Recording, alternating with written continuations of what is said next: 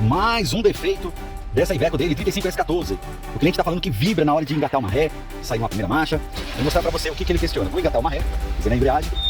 Acho que a sirene vai atrapalhar um pouco o áudio aí, ó. Olha o que acontece, ó. É isso aqui que ele questiona. Isso já aconteceu no seu Iveco? Esse barulho? Deixa aí no comentário.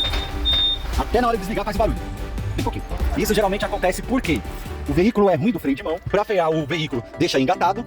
Danifica a mola, segurar o carro engatado, né? Ela acaba ficando cansada e muitas vezes estoura até o miolo ou pula a mola para fora. Temos dois modelos na Iveco 35S14. Solução: utilizar a embreagem modelo 2012 a 2015, que a mola é mais rígida e o volante é bimassa, tirando essa vibração. Modelo 2016 em diante, que vem com volante rígido, eu recomendo esse daqui. Lembrando que é necessário fazer a mudança dos parafusos também. Gostou do vídeo? Curta! Tá precisando de peça? MDD Autopeça. Tá precisando do serviço? MDD Mecânica Delivery Diesel. Gostou? Compartilha. MDD Mecânica sem segredo. Tchau, obrigado.